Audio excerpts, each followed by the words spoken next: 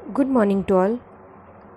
पिछले क्लास में हम लोगों ने सिल्क के बारे में पढ़ा था कि सिल्क मोथ क्या होता है और सिल्क का प्रोडक्शन कैसे होता है।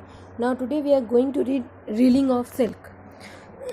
रीलिंग ऑफ सिल्क का मतलब है कि जब कोकून बन के तैयार हो जाते हैं, जब कोकून तैयार हो जाता है मतलब सिल्क वर्म जो होता है कैटरपिलर, वो अपने चारों तरफ एक सिल्क का थ्रेड का एक पूरा गट्टा बना लेता है और उसके अंदर खुद पैक हो जाता है, तो उसे हम कोकून कहते हैं। इस कोकून स्ट्रक्चर को या तो गर्म पानी के अंदर डाला जाता है ताकि इसके अंदर जितने प्यूपा है कैटरपिलर से वो सब मर जाए और आपको इजीली सिल्क थ्रेड मिल सके। तो the cocoons are either roasted or immerse in hot water to kill pupae and loosen the silk thread. एक सिंगल कोकून लगभग 300 से 800 मीटर तक लंबा थ्रेड प्रोड्यूस कर सकता है और इस रिजल्टिंग फाइबर को हम कहते हैं रॉ सिल्क और ये प्रोसेस जो है वो कहलाता है reeling. The damage of waste cocoons are use to produce an inferior quality of silk called spun silk.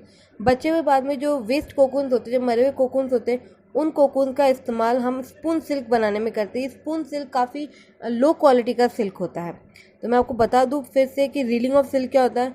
When cocoons are emerge in hot water to kill pupa, the farmers get the silk thread and the resulting fiber is known as raw silk, and this process means the process obtains silk thread from the cocoon is known as reeling of silk. I repeat, the process to obtain silk fiber, silk thread from the cocoon by put in hot water, by immerse in hot water is known as reeling of silk. To make a complete reel of thread, filaments are grouped together.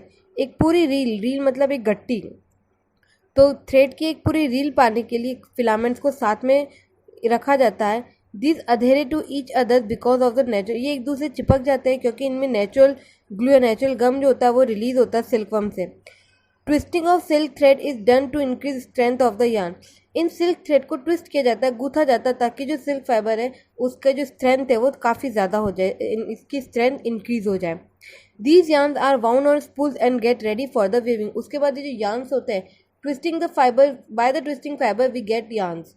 Fibres को twist करके गूंथ कर हमें yarn मिलता है। इस yarn को spools के ऊपर लपेट दिया जाता है और ये यार्न फिर वेविंग करने के लिए, बुनाई करने के लिए तैयार हो जाता है। ना सिल्क फाइबर, सिल्क जो है वो एक नेचुरल फाइबर है जो कि कम से कम दो तरह के प्रोटीन्स इसमें पाए जाते हैं, फाइब्रोनिन और sericin. The fibre has a natural lustre. Silk fibre के अंदर नेचुरल लस्टर होता है। लस्टर मतलब शाइनी सरफेस। जो सिल्क फाइबर होता है वो थोड़ा शाइनी होता है और काफ़ी स्ट्रॉन्ग होता है। ये फाइबर कलर भी किए जाते हैं। सिल्क फाइबर जो होता है इन्हें कलर किया जाता है, या तो वेविंग के पहले भी कर सकते हैं और वेविंग के बाद में भी कर सकते हैं। तो जो सिल्क फाइबर है हम उसको ईजीली, इस सिल्क फाइबर को हम ईजिली डाई कर सकते हैं। इट मीन्स हम सिल्क फाइबर को ईजिली कलर्ड कर सकते हैं। Now we are going to read types of silk. Silk कितने तरीके का होता है तो मैं आपको बता दूं, there are 5 types of silk. Mulberry silk, Muga silk, tussar silk, Eri silk and crepe. तो पहला आपका है mulberry silk. Mulberry silk is the most common variety of silk and is produced by the worms of Bombyx mori. जो mulberry silk है वो काफ़ी common silk है, variety of silk है जो कि लगभग बॉम्बेक्स मोराई नाम के सिल्क वर्म से प्रोड्यूस किया जाता है।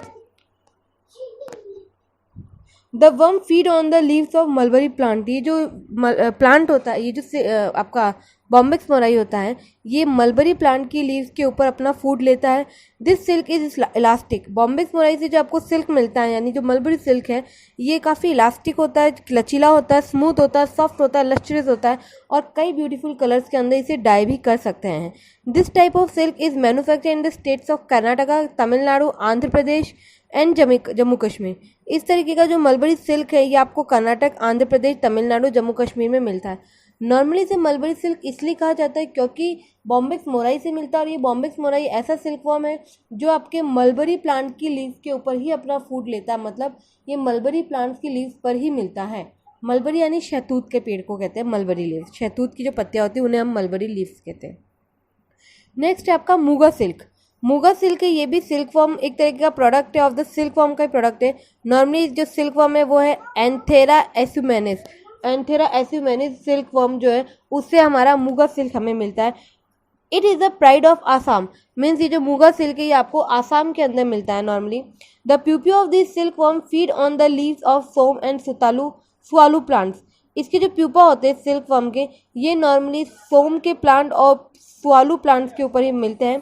The milk produce had a glossy fine texture and durability, ये जो सिल्क है आपको मिलता है ये काफ़ी ग्लॉसी टेक्सचर का होता है। ग्लॉसी मतलब चमकदार सरफेस, बहुत ही शाइन करती हुई सरफेस होती है, प्लस ड्यूरेबिलिटी होती है। ड्यूरेबिलिटी मतलब लंबे समय तक चलने वाला होता है। It can not be bleached or dye and its lustre increase after every wash. It can not be bleach, इस मूगा सिल्क जो होता है इसे कभी ब्लीच नहीं किया जा सकता और इसे ड्राई भी नहीं किया जा सकता, कलर नहीं किया जा सकता, लेकिन इसका लस्टर बहुत ही अच्छा होता है। इट मीन्स इसकी शाइन इतनी अच्छी होती है कि आप जितनी बार इसे धोओगे उसकी शाइन उतनी बार इंक्रीज होती है। नेक्स्ट है आपका tussar silk. Tussar silk is also known as Kosa silk. जो टसर सिल्क है उसे हम कोसा सिल्क भी कहते हैं। Its silk is obtain from the moth Antheraea mylitta, ये जो सिल्क वर्म है एंथेरा मिलिटा, इससे आपको टसर सिल्क मिलता है। This silk is available in different shades, ये जो सिल्क है टसर सिल्क की कई शेड्स में कई कलर्स में हमको अवेलेबल हो जाता है। नॉर्मली ये आपके ईस्ट इंडिया सेंट्रल इंडिया के अंदर प्रोड्यूस किया जाता है, जैसे मध्य प्रदेश और छत्तीसगढ़। नेक्स्ट है आपका एरिक सिल्क।